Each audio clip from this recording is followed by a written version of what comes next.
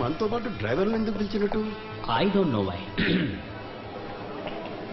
మీరందరూ నా ఆహ్వానాన్ని మన్నించి ఇక్కడికి వచ్చినందుకు చాలా థ్యాంక్స్. మన రాష్ట్రంలో మాత్రమే ఇంచుమించు 2 లక్షల కోట్ల రూపాయల నల్ల డబ్బు దాచి ఉంచారు. ఏంటే నల్ల డబ్బు ఏంటంటే నల్లగుంటుందా? లక్షల కొద్దీ సంపాదించే వాళ్ళు అందరూ గవర్నమెంట్కు 30% పన్నుగా కట్టాలి.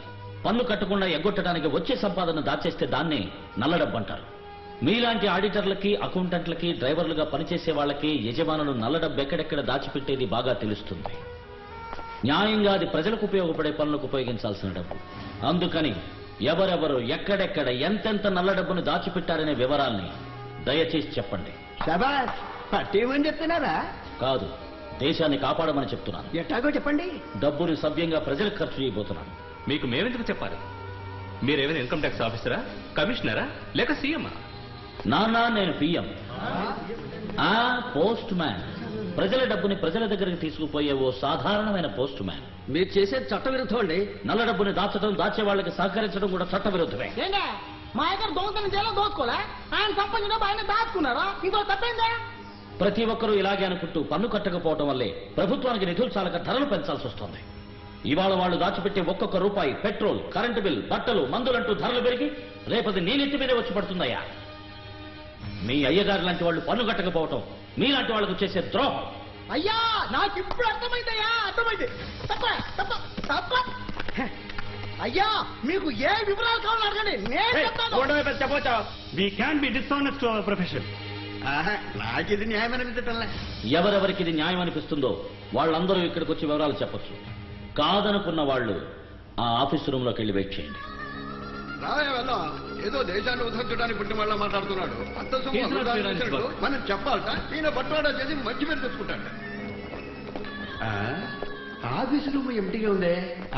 నాకు ఇది న్యాయం అనిపించటంలే.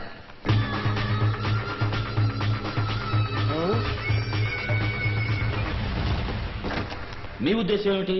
ఇక్కడికి వచ్చి వివరాలు చెప్తారా లేక ఆఫీస్ రూమ్ లో వెయిట్ చేస్తారా? దాని గురించి ఆలోచిస్తున్నాం. అలాగే చేయండి. నాకిదే న్యాయం అనిపిస్తోంది.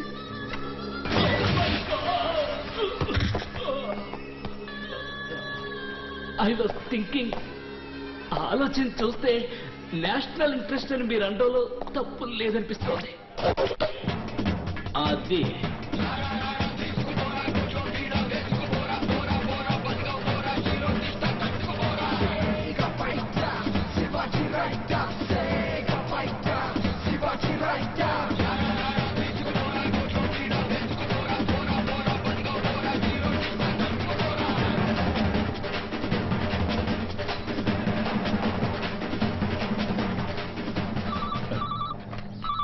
హలో మంత్రి గారు, స్వర్ణాభరణాలు, గోల్డ్ బిస్కెట్లు, స్విస్ బ్యాంకులు, గ్రీన్ మనీ, ఇతరులైన బినామీల దగ్గర రొక్కమని మొత్తం 156,60,36,000 రూపాయల నల్లడబ్బు మీ దగ్గరుంది.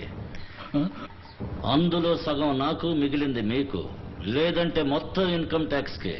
ఏమంటారు? ఎవరు నువ్వు? బాస్.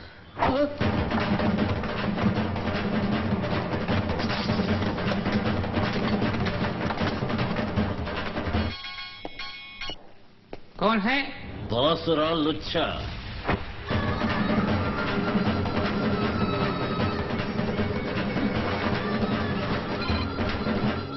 ఎవరు? నీ మొగుడు బాసురా.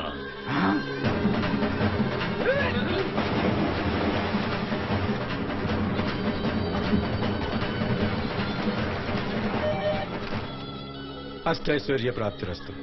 అర్ధైశ్వర్య ప్రాప్తిరస్తు.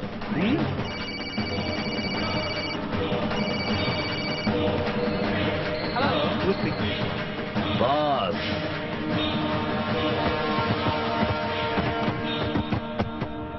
తర్వాత ఎక్కడ శివాజీ?